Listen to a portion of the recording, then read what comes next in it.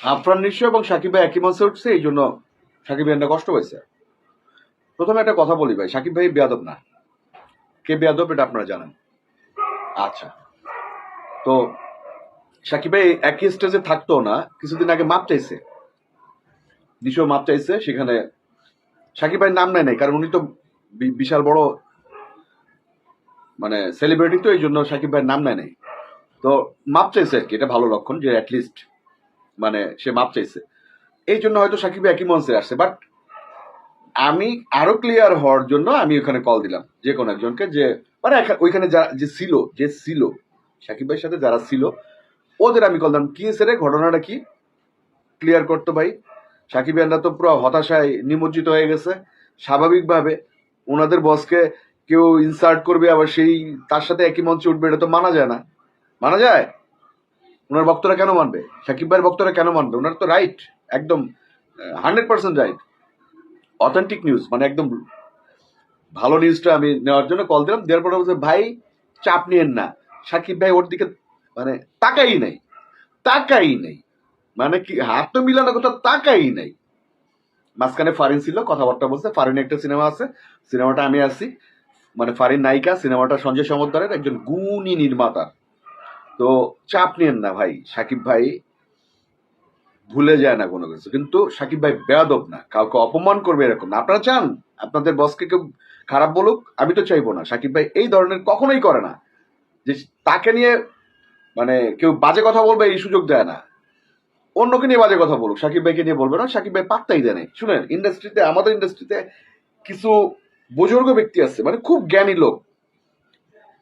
এই জ্ঞানী লোক মনে করেন এই আমাদের ইন্ডাস্ট্রিতে আছে, যারা মনে করেন খালি দূর থেকে সমালোচনা করে, ঠিক আছে?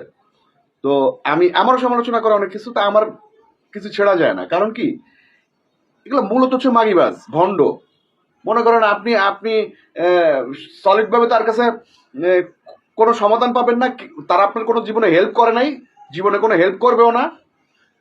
ইভেন আপনার তাদের কোনো কাজে আসবে না, তো আপনি তারা সম্মান করবেন কি লাগে? যে করবে করুক গা। আমি ভণ্ডদের বলতে চাই ভাইয়া, আপনাদের আমার কোনো কাজে লাগে না। আপনারা যেখানে বসে থাকেন, আছেন ওইখানে থাকেন, আপনার সমালোচনা করলেন বা কি করলেন, এটা আমার কিছু ছেড়া যায় না। বুঝাইতে পারছি? তো আমি আমার সলিড কথা বলে যাব, মানে আমার আমার যেটা ভালো মনে হয় সেটা আমি বলবো, খারাপ মনে হলেও বলবো। তো আপনারা যত হাজির সাজেন, বেসিক্যালি তো আপনারা তো মাগিবাজ, তাই না? মাগিদের পিছনে ইনভেস্ট করেন লক্ষ কোটি টাকা, আবার সলিড ভাবে কেউ 2 টাকা পেলে তারা দিতে চান না। তা আপনি সমালোচনা করলে বা কি না করলে কি? ভাই দুঃখের কথা কি জানেন, আমার ছোটবেলায় আমি সম্মান করতাম, আমার খুব আহ, মানে আমার বাপ চাচা শিক্ষক ওনারা কি ছিল, খুব সৎ ছিল, মসজিদের ইমাম খুব সৎ ছিল, ওনাদের সালাম দিতাম।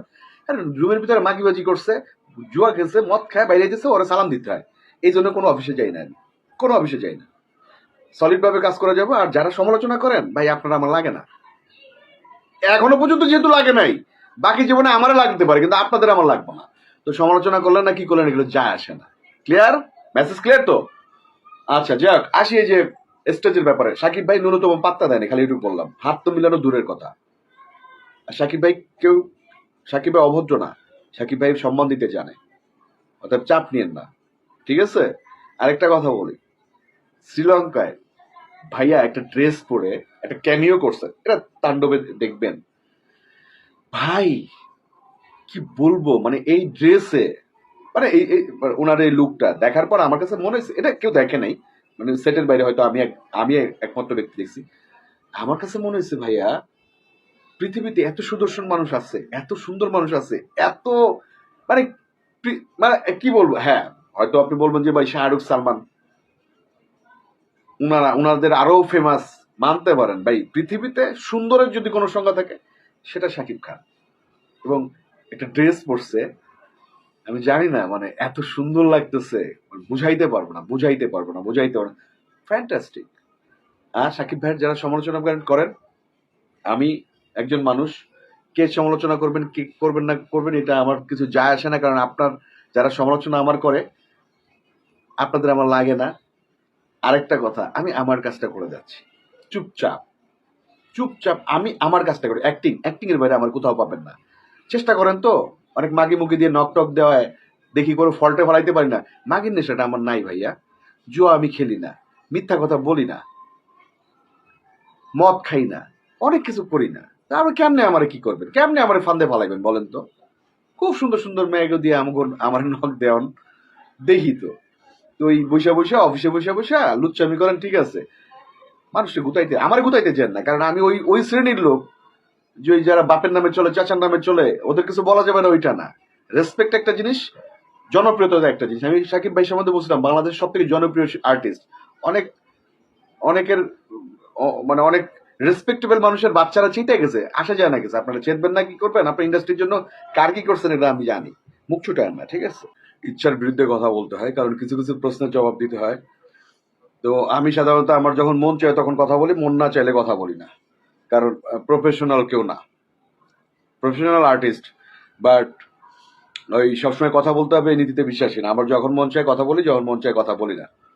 এখন কথা বলতে আসলাম কেন, আমার ইনবক্সে সাকিবিয়ান যারা আছে বা আরো যারা শুভাকাঙ্ক্ষী আছে, তারা হা হুতাশ করতেছে, হাই হাই, মনে কেউ মারা গেছে, কেউ ছেড়ে গেছে, কারো গার্লফ্রেন্ড ছেড়ে গেছে, কেউ মারা গেছে, এই টাইপের হা হুতাশ করতেছে। আমি কাহিনী কি হয়েছে, ঘটনাটা কি, হা হুতাশের কারণ কি, হতাশার কারণ কি? পরে আবিষ্কার করলাম আফরান নিশ্চয় এবং